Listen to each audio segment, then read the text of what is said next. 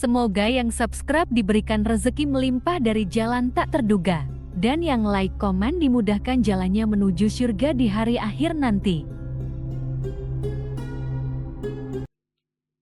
Nabi Sulaiman alaihi salam adalah manusia terkaya sepanjang sejarah kehidupan manusia di muka bumi. Dalam beberapa kitab suci seperti Al-Quran, Alkitab, dan Injil, Nabi Sulaiman alaihi salam dijelaskan sebagai manusia terkaya yang pernah hidup di muka bumi. Tidak ada satupun manusia yang bisa mengalahkan total kekayaannya hingga hari kiamat tiba nanti. Para arkeolog telah menemukan situs peninggalan sejarah Islam yang mengungkap total kekayaan Nabi Sulaiman alaihi salam.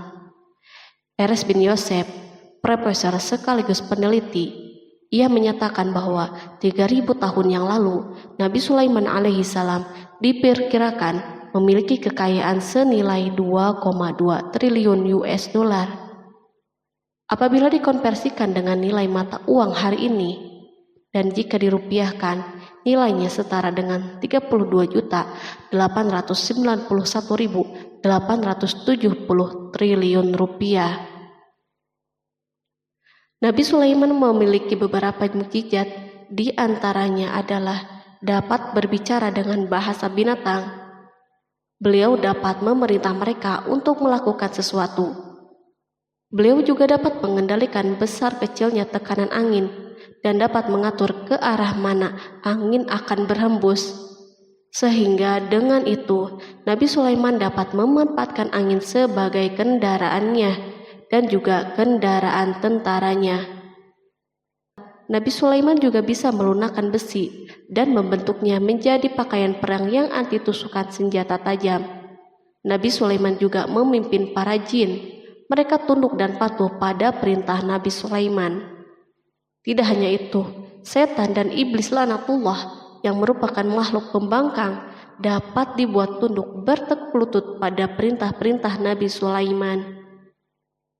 Nabi Sulaiman bisa melakukan teleportasi, yaitu berpindah dari suatu tempat ke tempat yang lain dalam waktu singkat. Peristiwa tersebut dibuktikan dengan pemindahan singgasana Ratu Balqis atas perintah Nabi Sulaiman. Nabi Sulaiman juga dikenal sebagai raja yang adil dan bijaksana. Nabi Sulaiman diberkahi kecerdasan yang luar biasa untuk menyatupadukan segenap kekuatan yang Allah berikan kepadanya. Ia mengelola dan membawa kerajaannya menjadi kekuatan raksasa yang tak terkalahkan di masanya dengan segenap kemampuan yang dimilikinya. Tentara Nabi Sulaiman adalah tentara terkuat di bumi tanpa ada yang menandinginya. Pertanyaan dasar yang muncul kali ini adalah dari mana sumber kekayaan dan kekuatan Nabi Sulaiman alaihi salam? Sebelum saya melanjutkan, mohon bantu channel ini untuk terus berkembang dengan cara subscribe dan nyalakan tanda loncengnya. Berikan komentar yang positif dan berikan like serta share video ini. Semoga semua itu menjadi nilai amal jariah karena telah membantu mensiarkan kisah-kisah Islam pada masyarakat Islam dan dunia. Bismillahirrahmanirrahim. Sungguh kami benar-benar telah menganugerahkan ilmu kepada Daud dan Sulaiman. Keduanya berkata, segala puji bagi Allah yang melebihkan kami dari kebanyakan hamba-hambanya yang mukmin. Sulaiman telah mewarisi Daud dan dia berkata, wahai manusia, kami telah diajari untuk memahami bahasa burung dan kami dianugerahi segala sesuatu. Sesungguhnya semua ini benar-benar karunia yang nyata. Quran Surat An-Naml ayat 15-16. Nabi Sulaiman mewarisi Nabi Daud dalam sisi kenabian dan kekuasaan, bukan mewarisi harta, karena para nabi tidak mewariskan harta. Sepeninggalan mereka, harta para nabi menjadi sedekah bagi orang-orang yang ada di sekitar mereka, yaitu orang-orang fakir dan orang-orang yang membutuhkan. Allah telah memilihnya sebagai nabi dari kalangan Bani Israel. Begitu juga Allah telah memberinya kekuasaan kerajaan sehingga ia menjadi pemimpin Bani Israel. Barangkali sesuatu yang paling penting yang diwarisi oleh Nabi Sulaiman dari Nabi Daud adalah tradisi militer. Kemajuan militer yang dahsyat telah berpindah kepada Nabi Sulaiman. Nabi Daud sebenarnya adalah seorang penggembala kambing yang sangat miskin, tapi seiring dengan perjalanan waktu, ia menjadi komandan pasukan yang tiada tanding. Perubahan keadaan ini adalah sebagai bentuk ilham dari Allah Subhanahu wa Ta'ala dan sebagai dukungan darinya. Daud mengetahui bahwa kekuatan yang hakiki yang mengatur alam semesta adalah kekuatan Allah Subhanahu wa Ta'ala. Kehadiran Nabi Daud mengubah keadaan pasukan Bani Israel, di mana mereka sebelumnya lari jika berhadapan dengan musuh, maka kini keberadaan mereka mulai diperhitungkan. Di masa hidupnya, Daud mengalami peperangan yang sangat banyak, namun Al-Quran tidak menceritakan secara terperinci akan hal tersebut.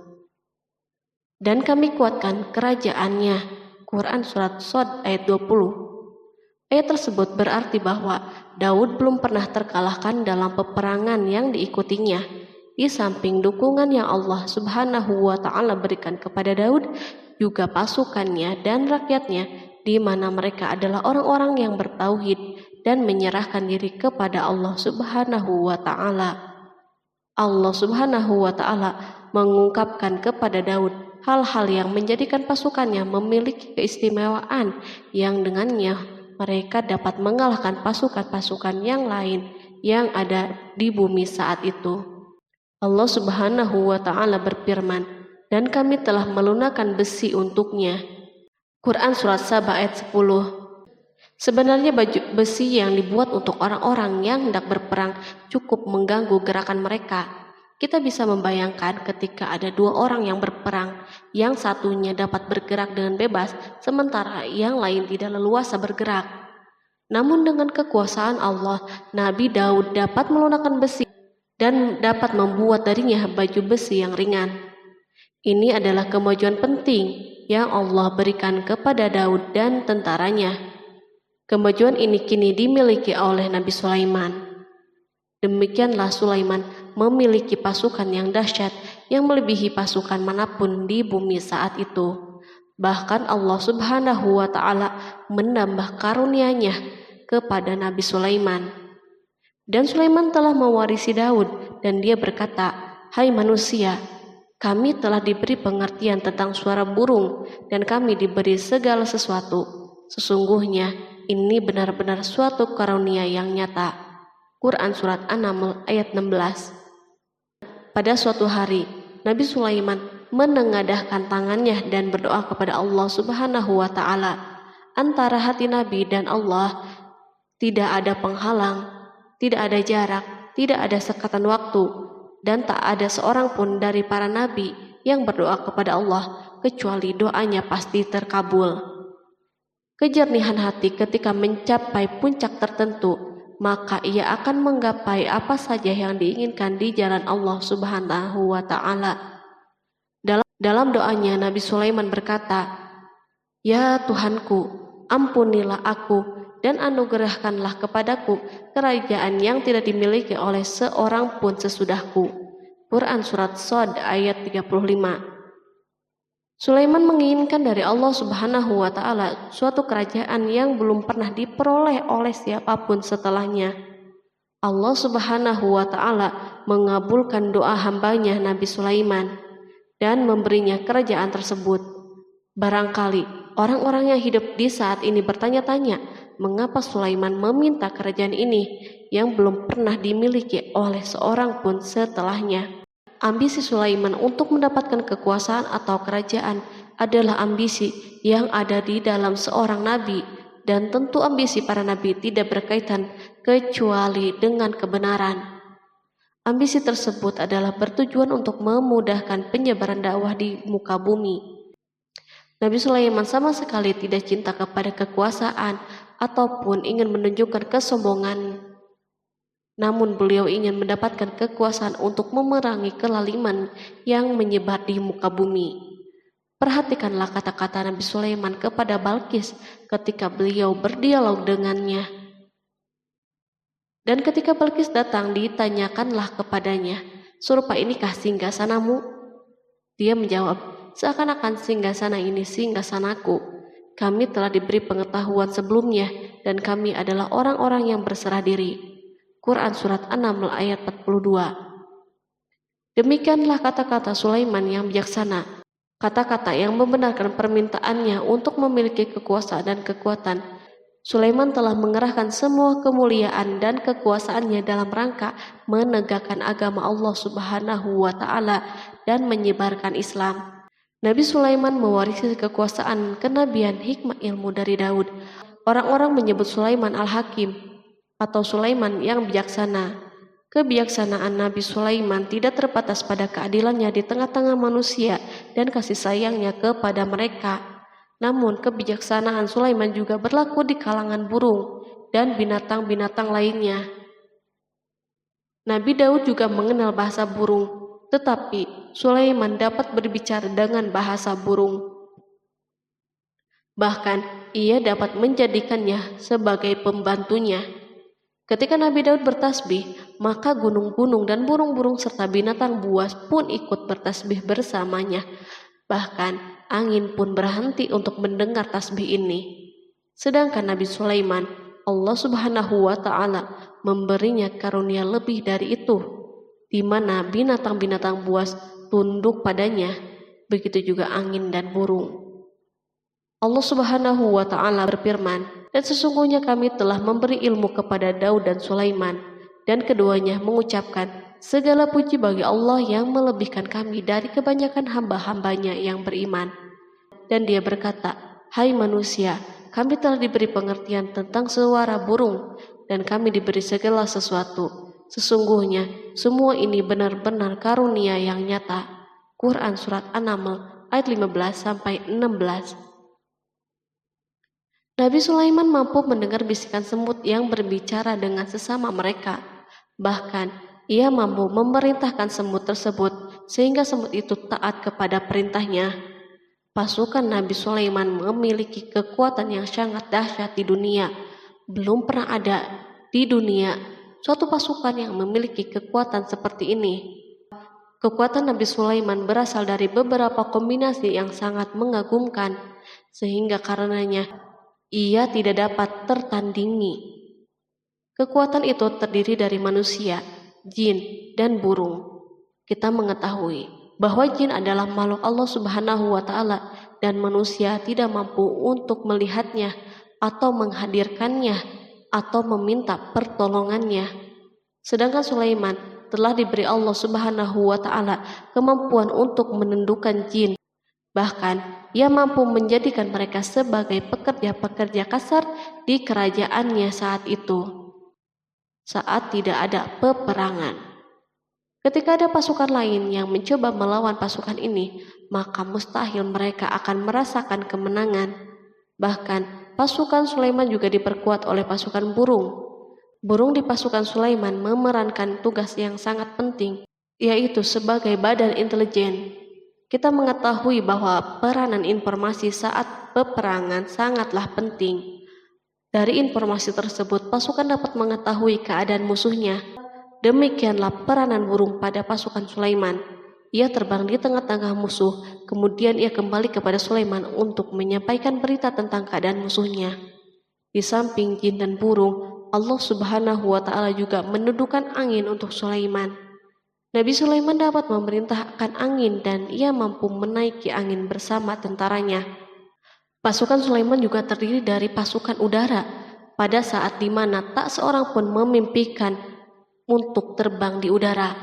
Barangkali mukjizat ini yang Allah Subhanahu wa Ta'ala berikan kepada Sulaiman menjadi sebab kejayaan militernya sehingga pasukannya tidak tertandingi.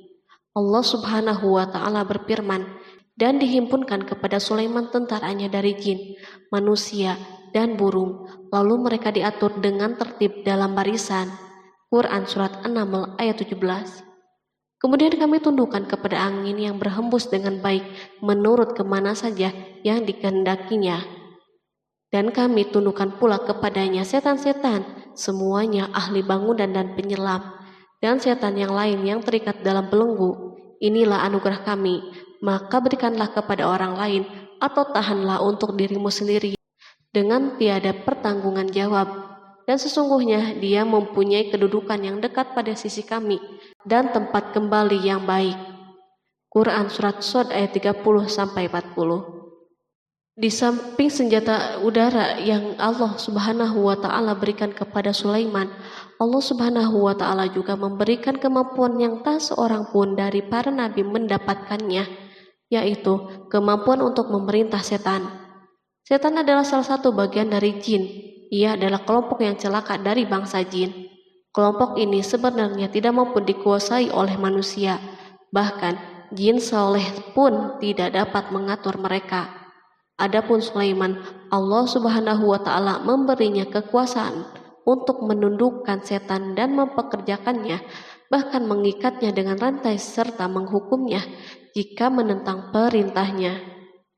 Setan membangun untuk Sulaiman istana dan patung-patung dan alat-alat perang. Bahkan setan-setan itu menyelam di dasar lautan untuk mengeluarkan permata dan yakut untuk Sulaiman. Jika ada di antara setan yang menentang perintahnya, maka Nabi Sulaiman mengikatnya dengan rantai. Ini semua menunjukkan kekayaan Sulaiman dan kekuasaannya, di mana ia mampu mengatur banyak makhluk di dunia. Tentu kemampuan itu atas izin Allah sebagai mukjizat darinya. Allah Subhanahu wa Ta'ala berfirman, dan sebagian dari jin ada yang bekerja di hadapannya di bawah kekuasaannya dengan izin Tuhannya, dan siapa yang menyimpang di antara mereka dari perintah kami, maka kami rasakan kepadanya azab neraka yang apinya menyala-nyala. Para jin itu membuat untuk Sulaiman apa yang dikehendakinya dari gedung-gedung yang tinggi, patung-patung, dan piring-piring yang besarnya seperti kolam dan periuk yang tetap berada di atas tungku. Quran Surat Saba ayat 12. Nabi Sulaiman yang bijaksana adalah penguasa yang tak tertandingi di muka bumi. Meskipun memperoleh nikmat yang khusus dan agung ini yang Allah Subhanahu wa Ta'ala berikan kepada Nabi Sulaiman, beliau tetap menunjukkan sebagai manusia yang paling banyak berzikir kepadanya dan manusia yang paling banyak bersyukur di zamannya. Allah Subhanahu wa Ta'ala berfirman tentang Sulaiman, Sulaiman sebaik-baik hamba, sesungguhnya dia amat taat kepada Tuhannya. Quran Surat Shad ayat 30. Nabi Sulaiman selalu mendirikan sholat, puasa, tasbih, dan mengungkapkan rasa cinta yang dalam. Hamba yang kembali adalah hamba yang menuju Allah Subhanahu wa Ta'ala. Waktu sholat bagi Sulaiman adalah waktu yang sangat penting, sehingga ketika datang waktu itu, maka beliau tidak bisa disibukkan dengan hal yang lain. Sulaiman mengetahui penyakit kuda dan ia mampu berbicara dengan bahasa kuda. Bahkan kuda itu pun mentaati perintah Nabi Sulaiman. Allah Subhanahu wa Ta'ala juga memberikan kenikmatan lain atas Sulaiman. Allah Subhanahu wa Ta'ala berfirman, dan kami alirkan cairan tembaga baginya. Quran Surat Saba ayat 12. Al-Kihtir adalah tembaga yang dicairkan. Sebagaimana Allah Subhanahu wa Ta'ala memberikan nikmat atas ayahnya Daud di mana ia mampu melunakkan besi, dan Allah Subhanahu wa Ta'ala mengajarinya bagaimana cara mencairkannya, maka Sulaiman pun memanfaatkan tembaga yang cair untuk peperangan dan di saat perdamaian. Pada saat peperangan, beliau mencampur tembaga dengan besi dan membuat darinya perunggu. Mereka menggunakan senjata-senjata perunggu dalam peperangan seperti pedang, baju besi, dan pisau. Senjata-senjata ini adalah senjata yang paling kuat di saat itu. Sedangkan di saat perdamaian, tembaga digunakan untuk membuat bangunan, patung, dan sebagainya. Meskipun Nabi Sulaiman mendapatkan nikmat yang besar dan karunia yang khusus, Allah Subhanahu wa Ta'ala mengujinya dengan suatu ujian yang akan selalu datang pada seorang hamba. Ketika hamba itu mendapatkan kedudukan yang besar, maka ujiannya pun menjadi besar. Allah Subhanahu wa Ta'ala menguji Sulaiman dengan penyakit. Allah Subhanahu wa Ta'ala berfirman, dan sesungguhnya kami telah menguji Sulaiman dan kami jadikan dia tergeletak di atas kursinya sebagai tubuh yang lemah karena sakit. Kemudian ia bertaubat. Ia berkata, Ya Tuhanku, ampunilah aku, anugerahkanlah kerajaan yang tidak dimiliki oleh seorang pun sesudahku. Sesungguhnya Engkaulah yang Maha Pemberi. Kemudian kami tundukkan kepadanya angin yang berhembus dengan baik menurut kemana saja yang ia kehendaki. Dan kami tundukkan pula kepadanya setan-setan, semuanya ahli bangunan dan penyelam. Quran Surat Shod ayat 34-37. Sulaiman diuji dengan penyakit yang sangat keras, di mana Toran saat itu tidak mampu mengatasinya. Sakitnya Sulaiman sangat keras, sehingga para dokter dari kalangan manusia dan jin tidak mampu menghilangkan penyakitnya. Lalu burung-burung menghadirkan rumput-rumput yang dianggapnya sebagai obat, tetapi Sulaiman pun belum juga sembuh. Semakin hari penyakit Sulaiman semakin menjadi-jadi, sehingga ketika Sulaiman duduk di atas kursi, ia duduk bagaikan tubuh tanpa roh, seakan-akan ia mati karena saking kerasnya penyakit yang dideritanya. Sakit yang diderita Sulaiman terus berlanjut untuk beberapa saat. Namun Sulaiman tidak henti-hentinya berzikir kepada Allah Subhanahu wa Ta'ala dan meminta kesembuhan kepadanya, serta beristighfar kepadanya, serta mengungkapkan rasa cintanya kepada Allah Subhanahu wa Ta'ala. Selesailah ujian Allah Subhanahu wa Ta'ala terhadap hambanya Sulaiman. Beliau pun sembuh. Kini Sulaiman merasakan kembali kesehatannya setelah mengetahui segala kejayaannya dan segala kekuasaannya serta segala kebesarannya tidak lagi mampu menghilangkan penyakit yang dideritanya, kecuali jika Allah Subhanahu wa Ta'ala menghendakinya.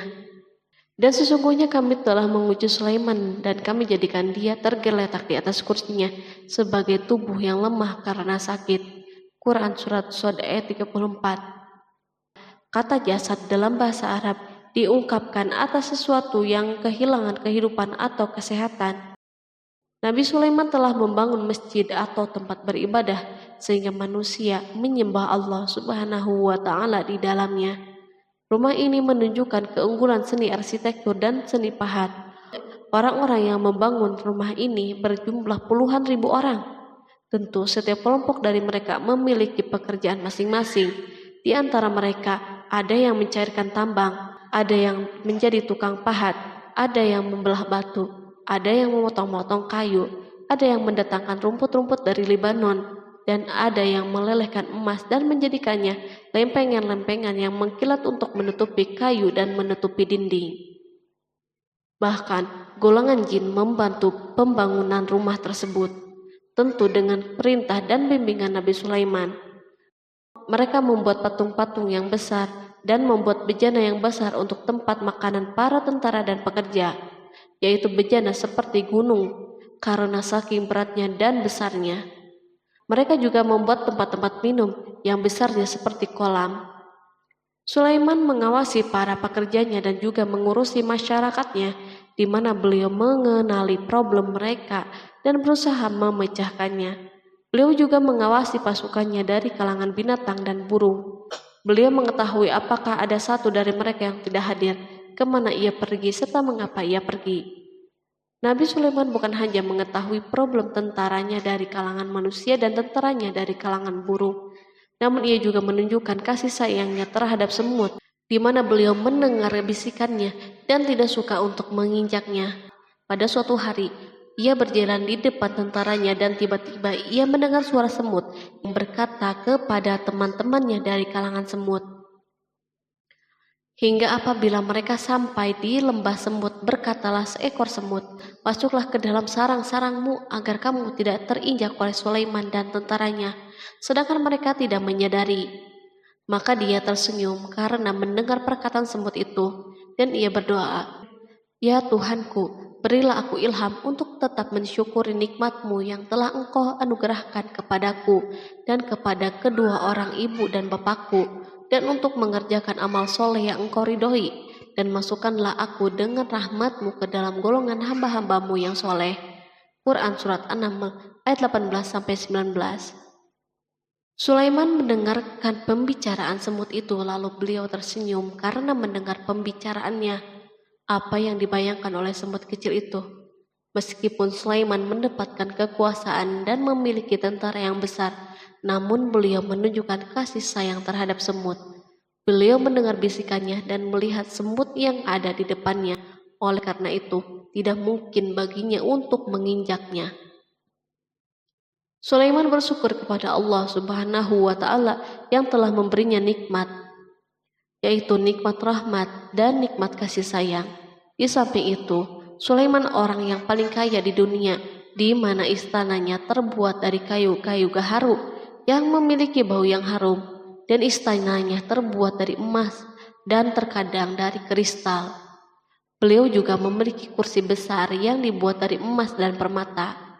Istana Sulaiman merupakan istana yang paling besar di dunia. Sulaiman menggunakan pakaian dari emas dan permata. Meskipun demikian, Sulaiman tetap menunjukkan sebagai hamba yang berserah diri dan rendah diri kepada Allah Subhanahu wa Ta'ala dan kepada manusia. Nabi Sulaiman yang merendahkan dirinya di hadapan Allah, dan ia selalu sujud kepada Allah sebagaimana ayahnya yang selalu bertasbih kepada Allah. Sulaiman selalu melantunkan lagu-lagu cinta ilahi dan hanya memuji Allah Subhanahu wa Ta'ala. Pada suatu hari, Nabi Sulaiman mengeluarkan perintahnya kepada pasukan untuk bersiap-siap. Sulaiman keluar memeriksa pasukannya satu demi satu. Pasukannya diteliti. Kelompok yang pertama adalah kelompok manusia. Sulaiman memerintahkan kesiapan mereka, lalu Sulaiman mengeluarkan perintah-perintahnya. Kemudian Sulaiman memerintah kelompok jin dan menyampaikan perintah-perintahnya. Beliau memenjarakan jin yang tampak bermalas-malasan saat bekerja. Lalu ia memeriksa binatang dan berkata pada mereka, apakah mereka sudah makan dengan baik dan tidur dengan nyenyak? Apakah ada yang mengadu kepadanya, misal karena penyediaan makanan yang tidak layak? Apakah di sana ada yang sakit dan sebagainya? Ketika Sulaiman merasa puas dengan semuanya, Sulaiman memasuki tenda tempat berkumpulnya burung. Belum lama, Sulaiman memasuki tenda tersebut dan mengamati keadaan di sekitarnya, sehingga ia mengetahui burung yang tidak hadir yaitu hudhud. Dan dia memeriksa burung-burung lalu berkata, mengapa aku lihat hudhud? Quran Surat An-Naml ayat 20. Burung-burung yang lain tampak terdiam sebagai tanda penghormatan dan akan mendengarkan apa yang akan dikatakan pemimpin mereka Sulaiman.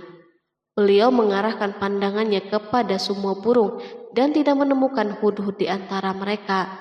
Tak seekor burung pun yang mengetahui keberadaannya. Sulaiman mulai menampakkan kemarahannya. Apakah dia termasuk yang tidak hadir? Quran Surat An-Naml ayat 20. Tiba-tiba seekor burung kecil memberanikan diri untuk berkata kepada Sulaiman, wahai Nabi yang mulia, seharusnya hudhud ada bersamaku kemarin untuk melaksanakan tugas penyelidikan. Ia adalah pemimpin misi itu, namun hudhud belum datang. Oleh karena itu, aku tidak pergi bersamanya. Burung itu tampak gemetar ketakutan. Sulaiman mengetahui bahwa hudhud tidak hadir dan tak seorang pun mengetahui kepergiannya. Hudhud pergi tanpa terlebih dahulu meminta izin kepada Sulaiman dan tidak memberitahu di mana keberadaannya. Dalam keadaan marah, Sulaiman berkata, sesungguhnya aku benar-benar akan mengazabnya dengan azab yang keras atau benar-benar menyembelihnya, kecuali ia benar-benar datang kepadaku dengan alasan yang jelas. Quran Surat An-Naml ayat 21. Kawanan burung mengetahui bahwa Sulaiman sedang marah dan telah menetapkan untuk menyembelihnya atau justru memaafkannya dengan syarat ia datang dengan membawa alasan yang dapat menyelamatkannya. Atau dengan kata lain, hudhud dapat memastikan bahwa ia melaksanakan tugas yang penting. Sulaiman menunjukkan kemarahan yang besar sehingga siapapun akan merasa takut ketika melihat Sulaiman marah. Meskipun beliau terkenal dengan kasih sayangnya, namun kemarahannya karena membela kebenaran. Kemudian beliau dapat melaksanakan ancamannya dengan cara yang mudah. Seekor burung tampak gemetar ketakutan melihat kemarahan Sulaiman. Lalu beliau mengeluarkan tangannya ke burung itu dan memegang-megang kepalanya, sehingga burung itu pun merasa tenang dan rasa takutnya hilang. Sulaiman pergi dari tenda burung itu dan menuju istananya. Sulaiman masih memikirkan keadaan hudhud. Seharusnya hudhud menjadi bagian penting dari badan intelijen. Apakah ia pergi untuk menyingkap sesuatu, atau apakah ia pergi hanya untuk bermain-main? Sulaiman telah memperhatikan dan mengetahui bahwa Hudhud adalah seekor burung yang cerdik dan juga fasih berbicara. Terkadang Sulaiman mendapati Hudhud sedang bermain-main dan menunda pekerjaannya. Sulaiman melihatnya dan Hudhud memahami bahwa ini tidak benar, sebab ia tidak boleh mencampur adukan antara waktu serius dan waktu bermain. Akhirnya, tidak lama setelah kepergiannya, Hudhud tiba di tenda burung. Burung-burung yang lain berkata kepadanya, "Pergilah engkau ke tempat tuan kita Sulaiman. Jika ia mengetahui bahwa engkau telah sampai, maka jiwamu benar-benar terancam." Hudhud terbang dan menemui Sulaiman. Pada waktu itu, Sulaiman sedang berdiri dan telah menetapkan untuk memulai pembicaraan dengan. Pada waktu itu, beliau sedang duduk sambil makan. Hudhud berdiri dan telah menetapkan untuk memulai pembicaraan dengan Sulaiman sebelum beliau bertanya kepadanya kemana ia pergi. Ini sebagai bukti bahwa ia melaksanakan tugas penting. Lalu ia berkata, "Aku telah mengetahui sesuatu yang kamu belum mengetahuinya, dan kubawa kepadamu dari negeri Saba suatu berita penting yang diyakini." Quran Surat An-Naml ayat 22. Aku adalah Hudhud yang miskin, tapi aku mengetahui apa yang tidak engkau ketahui. Dan aku telah datang kepadamu dari kerajaan Saba dengan membawa berita yang sangat penting. Sulaiman tampak terdiam dan menunggu Hudhud menyelesaikan pembicaraannya. Hudhud mengemukakan perkataan yang sering disampaikan Sulaiman kepada manusia dan burung. Sesungguhnya aku menjumpai seorang wanita yang memerintah mereka, dan dia dianugerahi segala sesuatu, serta mempunyai singgasana yang besar. Aku mendapati dia dan kaumnya menyembah matahari selain Allah, dan setan telah menjadikan mereka memandang indah perbuatan mereka, lalu menghalangi mereka dari jalan Allah, sehingga mereka tidak dapat petunjuk, agar mereka tidak menyembah Allah yang mengeluarkan apa yang terpendam di langit dan di bumi, dan yang mengetahui apa yang kamu sembunyikan dan apa yang kamu nyatakan. Allah tidak Tuhan yang berhak disembah kecuali Dia, Tuhan yang mempunyai arsy yang besar. Quran Surat An-Naml ayat 23-26. Hudhud diam sejenak dan Sulaiman merasa bahwa Hudhud menunjukkan kefasihan lisannya dan berbicara dengan baik kepadanya. Hudhud mengemukakan perkataan yang sering disampaikan Sulaiman kepada manusia dan burung. Jelas sekali bahwa Hudhud mengulangi perkataan pemimpin kita Sulaiman sebagai usaha yang terakhir untuk memperoleh kasih sayang Sulaiman dan agar beliau puas dengan penjelasannya itu. Sulaiman berkata sambil menunjukkan senyum manis di wajahnya, "Akan kami lihat apakah kamu benar ataukah kamu termasuk orang-orang yang berdusta." Quran Surat An-Naml ayat 27. Hudhud ingin mengatakan, "Aku tidak bohong, wahai Nabi yang mulia." Namun, diamnya Sulaiman membuatnya takut, sehingga ia pun terdiam. Sulaiman terdiam karena berpikir, lalu memutuskan sesuatu. Setelah itu, beliau mengangkat kepalanya dan meminta secari kertas dan pena. Sulaiman segera menulis surat singkat dan menyerahkannya kepada Hudhud serta memerintahkannya, "Pergilah dengan membawa suratku ini, lalu jatuhkanlah kepada mereka. Kemudian berpalinglah dari mereka, lalu perhatikanlah apa yang mereka bicarakan." Quran Surat An-Naml ayat 28. Al-Quran langsung menyebut keadaan kerajaan Balqis yang saat itu sedang membaca surat tersebut di depan para pembesar kerajaannya dan para menterinya. Berkata ia Balqis, "Hai pembesar-pembesar, sesungguhnya telah dijatuhkan kepadaku sebuah surat yang mulia. Sesungguhnya surat itu dari Sulaiman, dan sesungguhnya isinya dengan menyebut nama Allah yang Maha Pengasih lagi Maha Penyayang, bahwa janganlah kalian berlaku sombong terhadapku, dan datanglah kepadaku sebagai orang-orang yang berserah diri." Quran Surat An-Naml ayat 29-31. Dalam surat Sulaiman itu disebutkan, hendaklah mereka menyerahkan diri dan tunduk kepada perintahnya. Sulaiman memerintahkan agar mereka meninggalkan penyembahan terhadap matahari. Sulaiman tidak mempersoalkan akidah mereka dan tidak memuaskan mereka dengan apapun. Sulaiman hanya memerintahkan bahwa ia berada di atas kebenaran. Bukankah ia didukung kekuatan yang berlandaskan keyakinan yang dimilikinya? Sulaiman hanya memerintahkan mereka agar tunduk dan patuh kepadanya. Ratu Saba menyampaikan surat tersebut di tengah-tengah kaumnya. Berkata dia, Balkis, "Hai putra para pembesar, berilah aku pertimbangan dalam urusanku ini. Aku tidak pernah memutuskan sesuatu persoalan sebelum kamu berada di majelisku." Quran Surat An-Naml ayat 32. Sementara itu, reaksi para pembesar istana adalah menentang surat tersebut. Isi surat itu membangkitkan kecongkakan kaum Saba, di mana mereka merasa lebih kuat. Mereka mengetahui bahwa di sana ada orang yang mencoba menantang mereka dan mengisyaratkan peperangan kepada mereka. Lalu ia meminta kepada mereka untuk memenuhi syarat-syaratnya sebelum terjadinya peperangan dan kekalahan. Mereka menjawab, "Kita adalah orang-orang yang memiliki kekuatan dan juga memiliki keberanian yang sangat dalam peperangan, dan keputusan berada di tanganmu. Maka pertimbangkanlah apa yang akan kamu perintahkan." Quran Surat An-Naml ayat 33. Para pembesar kaumnya ingin berkata, "Kita siap untuk melaksanakan peperangan." Tampaknya ratu memiliki kebijakan yang lebih baik daripada pembesar kaumnya. Surat Sulaiman itu membuatnya berpikir lebih jernih dan hati-hati. Ia berusaha sebisa mungkin menghindari peperangan. Ratu itu berpikir dalam tempo yang lama. Nama Sulaiman tidak diketahuinya, dan ia pun belum pernah mendengarnya. Oleh karena itu, ratu tidak mengetahui kekuatannya. Boleh jadi Sulaiman memiliki kekuatan yang dahsyat sehingga mampu memerangi kekuasaannya dan mengalahkannya. Kemudian ratu memperhatikan apa yang ada di sekelilingnya. Ia melihat kemajuan masyarakatnya dan kejayaannya. Barangkali ia mengira bahwa Sulaiman iri terhadap kemajuan dan kekayaan ini, sehingga Sulaiman ingin menyerangnya. Setelah mempertimbangkan isi surat Sulaiman dengan cermat, Ratu Saba memilih untuk tidak bersikap ceroboh. Ratu itu lebih suka untuk menggunakan bahasa-bahasa kelembutan.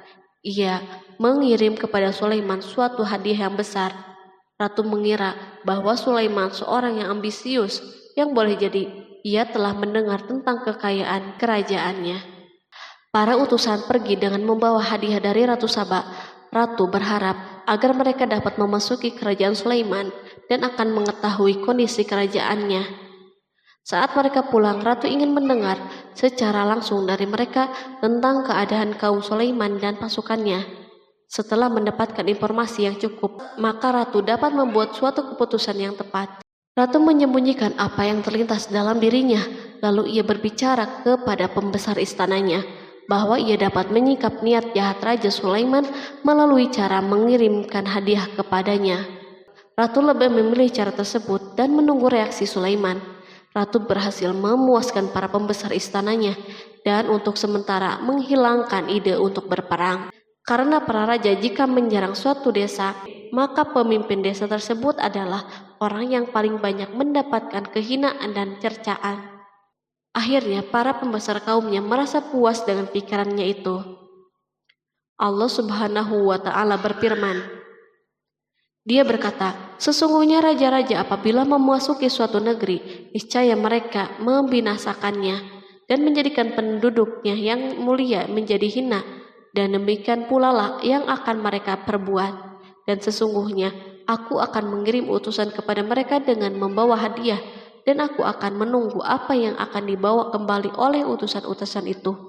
Quran Surat An-Naml ayat 34-35. Kemudian sampailah hadiah Ratu Balkis kepada Nabi Sulaiman. Para badan intelijennya memberitahunya bahwa para utusan Balkis datang dengan membawa hadiah. Sulaiman langsung mengetahui bahwa ratu itu sengaja mengirim orang-orangnya untuk mengetahui atau mendapatkan informasi tentang kekuatannya. Lalu setelah itu, ia mengambil keputusan atau sikapnya kepada Sulaiman. Sulaiman segera memanggil semua pasukannya untuk berkumpul. Utusan Balkis segera memasuki istana Sulaiman yang dipenuhi dengan pasukan besar yang bersenjata. Tiba-tiba, utusan Balkis tampak tercengang ketika melihat kekayaan mereka dan harta mereka yang tidak ada apa-apanya dibandingkan dengan kerajaan Sulaiman. Hadiah mereka tampak tidak berarti. Emas yang mereka bawa tampak tidak berarti saat mereka memasuki istana Sulaiman yang terbuat dari kayu-kayu pohon gaharu yang mengeluarkan bau yang harum serta dihiasi dengan emas. Para utusan Balkis berdiri bersama Sulaiman dan menyaksikan bagaimana Sulaiman mengendalikan pasukannya. Kemudian mereka mulai berpikir tentang kekuatan dan kualitas pasukan Sulaiman. Betapa kagetnya mereka ketika melihat di tengah-tengah pasukan itu terdapat singa, burung, dan tentara dari kalangan manusia yang mampu terbang. Mereka pun sadar bahwa mereka dihadapkan pada pasukan yang tiada taranya. Selesailah demonstrasi pasukan Sulaiman. Kemudian para utusan itu dipersilahkan maju ke tempat hidangan makanan. Para utusan itu sangat terkejut ketika melihat berbagai macam makanan dari penjuru bumi ada di depannya. Dan di antara makanan itu pun terdapat makanan yang biasa ditemukan di negeri mereka. Tetapi mereka melihat bahwa makanan itu memiliki rasa yang istimewa. Selain itu, piring-piring yang ada di depan mereka dan dijadikan tempat makanan terbuat dari emas dan mereka dilayani oleh laki-laki yang berhias dengan emas. Ratu mereka pun tidak mengenakan hiasan itu. Di meja makan terdapat burung, ikan laut, dan berbagai macam daging yang mereka tidak mampu lagi membedakannya. Sulaiman tidak makan bersama mereka, tetapi beliau makan dengan menggunakan piring yang terbuat dari kayu. Beliau memakan roti yang kering yang dicampur dengan minyak. Inilah makanan yang dipilihnya. Sulaiman makan bersama mereka dalam keadaan diam. Mereka merasa bahwa kehadiran Sulaiman menciptakan suatu kewibawaan yang luar biasa. Selesailah jamuan makanan itu. Lalu dengan sangat malu mereka menyerahkan hadiah Ratu Balkis kepada Sulaiman. Hadiah itu berupa emas, yang bagi mereka hadiah itu sangat bernilai. Tetapi di sini hadiah ini tampak kecil di hadapan kekayaan yang sangat mengagumkan. Sulaiman memperhatikan hadiah ratu itu dan berkata, maka tatkala utusan itu sampai kepada Sulaiman, Sulaiman berkata, apakah patut kamu menolong aku dengan harta? Maka apa yang diberikan Allah kepadaku lebih baik daripada apa yang diberikannya kepadamu. Tetapi kamu merasa bangga dengan hadiahmu. Quran Surat An-Naml ayat 36. Raja Sulaiman menyingkap dengan kata-katanya yang singkat itu penolakannya terhadap hadiah mereka. Ia memberitahu utusan itu bahwa ia tidak menerima hadiah tersebut. Ia tidak merasa puas dengan hadiah itu. Yang membuatnya puas hanya, janganlah kalian berlaku sombong terhadapku dan datanglah kepadaku sebagai orang-orang yang berserah diri. Lalu Sulaiman kembali berkata dengan pelan, kembalilah kepada mereka. Sesungguhnya kami akan mendatangi mereka dengan bala tentara yang mereka tidak kuasa melawannya. Dan pasti kami akan mengusir mereka dari negeri itu Saba dengan terhina dan mereka menjadi tawanan-tawanan yang hina. Quran Surat An-Naml ayat 37. Sulaiman meninggalkan para utusan ratu itu setelah terlebih dahulu mengancam mereka. Para utusan itu mengharap agar Sulaiman mau menunggu kunjungan dari Ratu Balkis yang akan membawa misi perdamaian. Akhirnya sampailah para utusan Balkis ke negeri Saba. Mereka segera menuju istana ratu. Mereka memberitahu bahwa negeri mereka ada di ujung tanduk. Mereka menceritakan kepada ratu kekuatan Sulaiman dan tidak mungkin bagi mereka mampu melawannya. Mereka meyakinkan Balkis bahwa ia harus mengunjunginya dan melihat sendiri. Kemudian ratu menyiapkan dirinya untuk pergi menuju kerajaan Sulaiman. Sulaiman duduk di kursi kerajaan di tengah-tengah para pembesarnya dan para menterinya, serta para komandan pasukan. Sulaiman mengetahui bahwa Balkis menuju tempatnya. Balkis dikelilingi rasa takut. Sulaiman berpikir sejenak tentang bagaimana matahari disembah. Ia memikirkan bagaimana informasi yang diterima badan intelijennya tentang kemajuan kerajaan Balkis dalam bidang kesenian dan ilmu pengetahuan. Sulaiman bertanya kepada dirinya sendiri, apakah kemajuan menjadi penghalang untuk mengetahui kebenaran? Apakah ratu itu gembira dengan kekuatan yang dicapainya? Dan ia membayangkan bahwa kekuatan adalah segalanya. Dengan kemajuan yang dimilikinya, Sulaiman ingin membuat kejutan agar ratu mengetahui bahwa Islam yang diyakini oleh Sulaiman adalah satu-satunya yang mampu mendatangkan kemajuan dan kekuatan yang hakiki. sehingga ia dapat membandingkan antara keyakinannya dalam menyembah matahari beserta kemajuan yang dicapainya dan keyakinan Sulaiman juga beserta kemajuan yang diraihnya. Para intelijen Sulaiman telah memberitahunya bahwa hal yang sangat disegani dan dikagumi oleh kaum Balkis adalah singgasana Ratu Balkis. Singgasana itu terbuat dari emas dan batu mulia. Singgasana tersebut dijaga oleh para penjaga yang sangat disiplin, di mana mereka tidak pernah lalai sedikit pun. Oleh karena itu, sangat tepat bila Sulaiman menghadirkan singgasananya di sini, di kerajaannya, sehingga ketika ratu tiba, maka ia dapat duduk di atasnya. Sulaiman ingin membuat kejutan kepadanya dan menunjukkan bahwa kemampuannya tersebut yang berlandaskan pada keislamannya. Sulaiman melakukan yang demikian itu dengan harapan agar si ratu tunduk kepadanya. Ide ini terlintas dalam diri Sulaiman, lalu ia mengangkat kepalanya dan menoleh kepada anak buahnya. Berkatalah Sulaiman, "Hai para pembesar, siapakah di antara kamu sekalian yang sanggup membawa singgasananya kepadaku sebelum mereka datang kepadaku sebagai orang-orang yang berserah diri?" Quran Surat An-Naml ayat 38. Perhatikanlah ungkapan pikiran Nabi Sulaiman tersebut. Semua pemikirannya berkisar tentang keislaman para penyembah matahari, tentang bagaimana beliau dapat memberikan petunjuk kepada mereka di jalan Allah. Yang pertama menjawab pertanyaan Sulaiman itu adalah Ifrit dari kalangan jin, yang Allah Subhanahu wa Ta'ala telah menundukkan mereka kepada Sulaiman. Berkatalah Ifrit yang cerdik dari golongan jin, "Aku akan datang kepadamu dengan membawa singgasana itu sebelum kamu berdiri dari tempat dudukmu. Sesungguhnya aku benar-benar kuat untuk membawanya lagi dapat dipercaya." Quran Surat An-Naml ayat 39. Sulaiman berdiri dari tempat duduknya setelah 1 atau 2 jam. Namun jin itu berjanji kepadanya untuk menghadirkan singgasana Balkis sebelum itu. Istana Sulaiman berada di Palestina, sedangkan istana Balkis terletak di Yaman. Jarak antara singgasana tersebut dan singgasana Sulaiman lebih dari ribuan mil. Barangkali pesawat yang cepat sekalipun yang kita kenal hari ini tidak akan mampu membawa dan mendatangkan istana itu dalam waktu 1 jam. Tetapi masalahnya di sini berhubung dengan kekuatan jin yang misterius. Sulaiman tidak mengomentari sedikit pun terhadap apa yang dikatakan oleh Ifrit dari kalangan jin. Tampak ia menunggu tanggapan lain yang mampu menghadirkan singgasana Balkis yang lebih cepat dari itu. Sulaiman menoleh kepada seorang yang di sana yang duduk di atas naungan. Berkatalah seseorang yang mempunyai ilmu dari Alkitab, "Aku akan membawa singgasana itu kepadamu sebelum matamu berkedip." Maka tatkala Sulaiman melihat singgasana itu terletak di hadapannya, ia pun berkata, "Ini termasuk karunia Tuhanku untuk menguji aku, apakah aku bersyukur atau mengingkari akan nikmatnya. Dan barang siapa yang bersyukur, maka sesungguhnya dia bersyukur untuk kebaikan dirinya sendiri. Dan barang siapa yang ingkar, maka sesungguhnya Tuhanku maha kaya lagi maha mulia." Quran Surat An-Naml ayat 40. Belum lama, seorang yang mempunyai ilmu dari Alkitab menyatakan kalimatnya, sehingga singgasana itu berada di depan Sulaiman.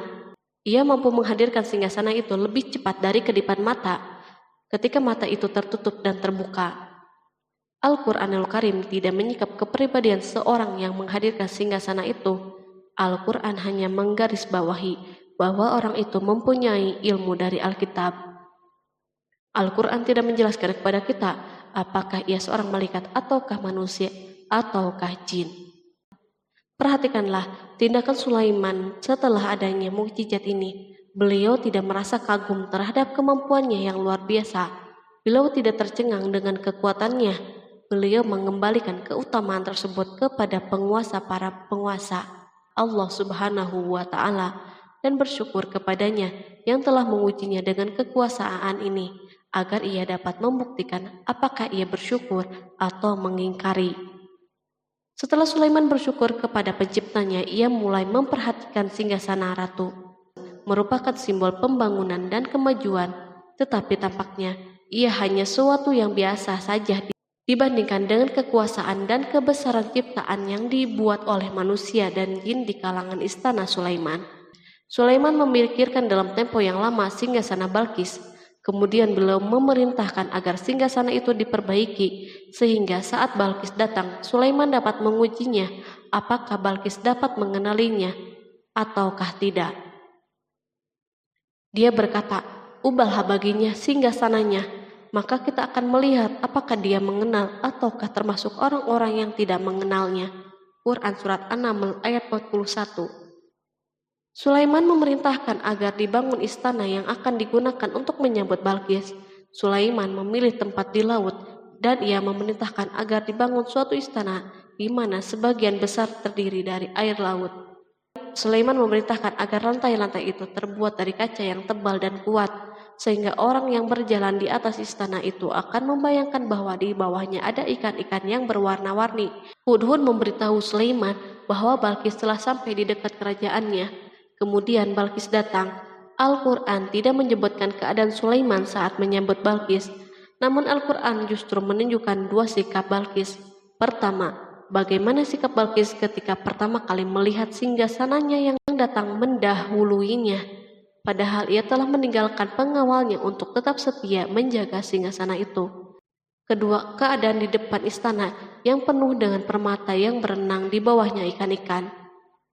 Dan ketika Balkis datang, ditanyakanlah kepadanya, "Serupa inikah singgasanamu?" Dia menjawab, "Seakan-akan singgasana ini singgasanaku. Kami telah diberi pengetahuan sebelumnya dan kami adalah orang-orang yang berserah diri." Quran Surat An-Naml ayat 42. Ayat tersebut menggambarkan kondisi dialog antara Sulaiman dan Balkis. Balkis melihat singgasananya dan ia tercengang saat mengetahui bahwa itu adalah singgasananya. Namun ia kemudian mulai ragu karena melihat tidak sepenuhnya itu singgasananya. Jika itu benar-benar singgasananya, lalu bagaimana ia datang mendahuluinya?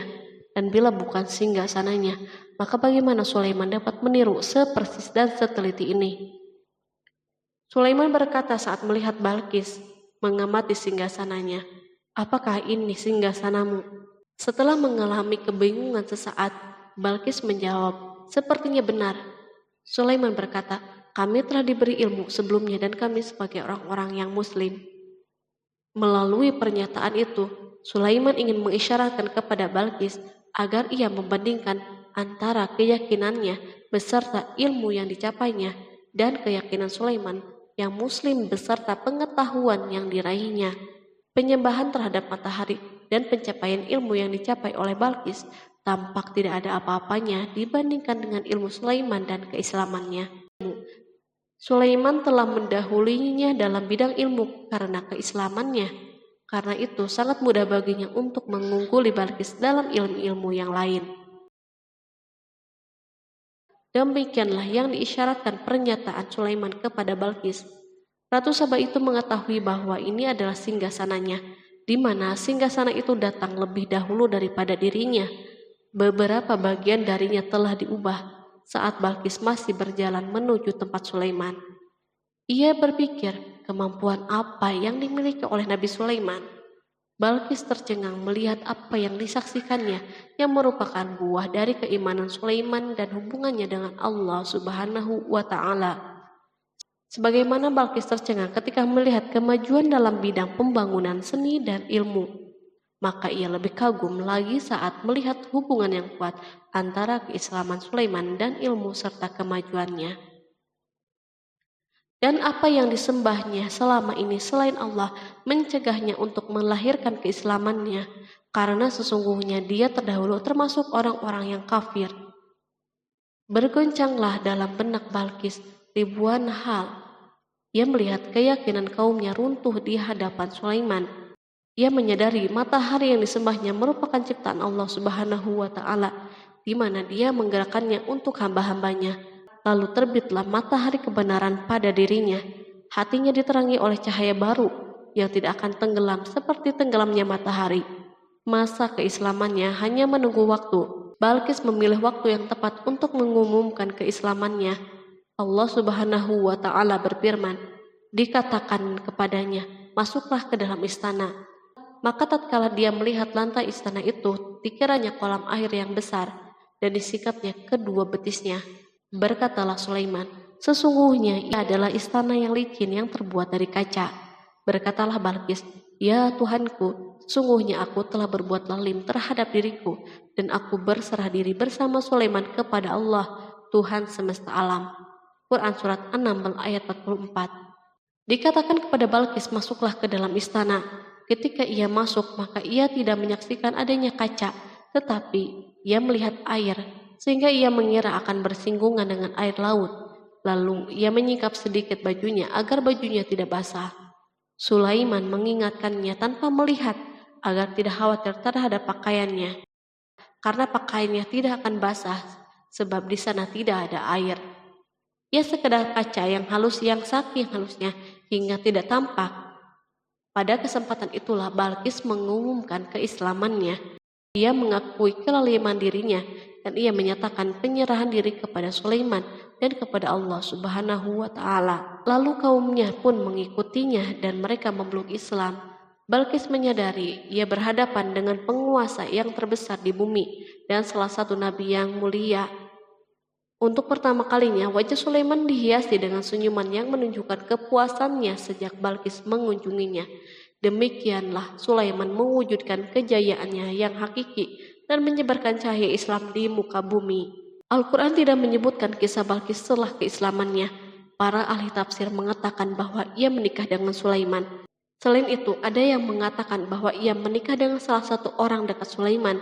Ada juga yang mengatakan bahwa sebagian Raja Habasyah adalah keturunan dari buah perkawinan ini. Sulaiman hidup di tengah-tengah kejayaan dan kemuliaan di muka bumi. Kemudian Allah Subhanahu wa Ta'ala menetapkan kematian baginya. Sebagaimana kehidupan Sulaiman yang berada di puncak kemuliaan dan kejayaan yang penuh dengan keajaiban yang luar biasa, maka kematiannya pun merupakan tanda-tanda kebesaran Allah Subhanahu wa Ta'ala yang penuh dengan keajaiban. Demikianlah bahwa kematiannya sesuai dengan kehidupannya, sesuai dengan kejayaannya. Allah Subhanahu wa Ta'ala berfirman tentang kematian Sulaiman.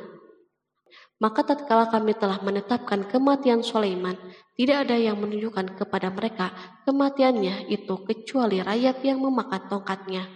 Maka tatkala ia telah tersungkur, tahulah jin bahwa kalau sekiranya mereka mengetahui yang gaib, tentulah mereka tidak akan tetap dalam siksa yang menghinakan. Quran Surat Saba ayat 14.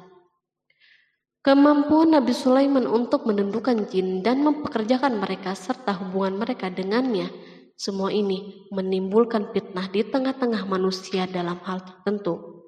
Dan kematian Sulaiman merupakan batasan atau jawaban terhadap fitnah ini. Kami tidak mengetahui siapa yang mengklaim bahwa jin mengetahui hal yang gaib. Kami tidak mengetahui siapa yang bertanggung jawab terhadap tersebarnya isu yang keliru ini. Yang kita ketahui adalah bahwa hal tersebut tersebar dan mempengaruhi sebagian manusia dan jin. Barangkali manusia berkata kepada diri mereka, selama jin melakukan perbuatan yang luar biasa ini, maka apa gerangan yang menjadikan mereka tidak mengetahui hal-hal yang gaib itu? Manusia lupa bahwa kunci kegaiban berada di tangan Allah Subhanahu wa Ta'ala. Masalah ilmu gaib tidak akan mampu dikuasai oleh jin, manusia, ataupun para nabi dan semua makhluk. Hanya Dia yang mengetahuinya. Allah Subhanahu wa Ta'ala merencanakan bahwa kematian Sulaiman pun bertujuan untuk menghancurkan pemikiran ini, yaitu pemikiran bahwa jin mengetahui hal yang gaib.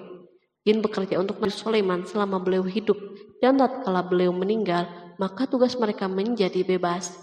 Nabi Sulaiman meninggal tanpa diketahui oleh jin, sehingga mereka tetap bekerja untuknya. Mereka tetap kepada Sulaiman. Seandainya mereka mengetahui hal yang gaib, niscaya mereka tidak akan meneruskan pekerjaan mereka. Pada suatu hari Sulaiman memasuki mihrabnya untuk itikaf, ibadah dan sholat. Tak seorang pun berani mengganggu khalwat di mihrabnya. Mihrab Sulaiman terletak di puncak gunung dan dindingnya terbuat dari permata. Pada suatu hari, Sulaiman duduk bersandar pada tongkatnya dan ia tampak tenggelam dalam tafakur. Beliau berzikir kepada Allah hingga rasa kantuk menguasainya. Lalu setelah itu malaikat maut menemuinya di mihrabnya. Sulaiman pun meninggal. Beliau bersandar kepada tongkatnya. Jin melihatnya dan mengira bahwa beliau sedang sholat. sehingga mereka pun tetap melanjutkan pekerjaannya. Berlalulah hari yang panjang, kemudian datanglah rayap, yaitu semut kecil yang memakan kayu. Hewan itu pun mulai memakan tongkat Sulaiman. Rayap-rayap itu tampak lapar. Sebagian dari tongkat Sulaiman dimakan beberapa hari oleh rayap itu. Ketika yang dimakannya semakin bertambah, maka tongkat itu pun menjadi rusak dan jatuh dari tangan Sulaiman. Tubuh mulia itu kehilangan keseimbangan dan terhempas di bumi. Tatkala tubuh suci itu tersungkur, maka manusia segera menuju ke sana. Mereka menyadari dan mengetahui bahwa Nabi Sulaiman telah meninggal dalam waktu yang sangat lama. Jin menyadari bahwa mereka tidak mengetahui hal-hal yang gaib, dan manusia pun mengetahui hakikat ini. Seandainya jin mengetahui hal yang gaib, niscaya tidak akan meneruskan siksa yang hina. Mereka tidak akan bekerja. Demikianlah Nabi Sulaiman meninggal dalam keadaan duduk dan sholat di mihrabnya. Lalu berita itu tersebar bagaikan api di bumi. Manusia, burung dan binatang buas mengantarkan jenazah Nabi Sulaiman. Sekawanan burung tampak sedih dan menangis. Semua makhluk bersedih. Akhirnya, tak seorang pun mengetahui bahasa burung di bumi. Meninggallah seorang yang memahami pembicaraan burung. Burung-burung itu berkata, "Betapa beratnya kehidupan di tengah-tengah orang yang tidak mengetahui pembicaraan kita." Terdapat sejumlah versi perihal riwayat tentang kisah wafat Nabi Sulaiman alaihi salam. Salah satunya hadis yang diriwayatkan oleh Al-Hafiz Ibnu Asakir dalam tafsir Ibnu Katsir. Hadis ini disebut mendekati kebenaran kisah wafatnya Nabi Sulaiman. Seperti yang dikutip dari buku Kisah Para Nabi oleh Imam Ibnu Katsir. Menurutnya, Nabi Sulaiman alaihissalam meninggal dalam keadaan berdiri. Berdirinya beliau ini adalah sedang melakukan sholat dan bersandar pada tongkatnya. Diketahui Nabi Sulaiman dikenal terbiasa menyendiri di dalam Masjid Baitul Maqdis. Durasinya bahkan dalam kurun waktu yang tidak biasa, yakni bisa hingga 1 atau 2 bulan, hingga 1 atau 2 tahun. Untuk sajian makanan dan minumannya selalu dibawakan oleh para setan yang masih tergabung dalam salah satu jenis jin. Hingga suatu ketika mereka membawakan makanan dan minuman seperti biasa, namun tidak mengetahui bahwa Nabi Sulaiman telah wafat. Pada hari wafatnya, Nabi Sulaiman mendatangi sebuah pohon yang tumbuh di Baitul Maqdis. Atas izin Allah, Nabi Sulaiman pun berbincang dengan pohon tersebut dan menanyakan nama serta fungsi dari dirinya. Pohon ini bernama Kharubah. Nabi Sulaiman pun bertanya padanya, "Apakah kegunaanmu?" Pohon Kharubah ini pun menjawab, "Aku tumbuh untuk meruntuhkan masjid ini." Lalu Nabi Sulaiman pun berkata, "Allah tidak mungkin meruntuhkan masjid ini selama aku masih hidup. Itu artinya kamu tumbuh untuk mengabarkan kematianku." Lalu Nabi Sulaiman pun mencabut pohon tersebut dan menanamnya di dinding miliknya. Setelah itu, Nabi Sulaiman masuk ke dalam mihrab dan melakukan sholat dengan bersandar pada tongkatnya. Sejumlah sumber juga mengatakan tongkat tersebut berasal dari pohon Kharubah yang sempat dicabutnya sebelumnya. Kemudian Nabi Sulaiman pun menemui ajalnya hingga tidak diketahui oleh setan yang bekerja untuknya sekalipun. Kisah ini diceritakan dalam firman Allah melalui surat Saba ayat 14. Kalangan jin dan setan pun mulai mengetahui kabar kematian Nabi Sulaiman setelah rayap memakan tongkat sebagai penopangnya hingga rapuh. Nabi Sulaiman meninggal berdiri dan bersandar pada tongkatnya. Matanya dalam keadaan terbuka dan fisiknya tidak berubah bentuk. Bahkan tidak ada bau yang muncul dari jenazah tersebut.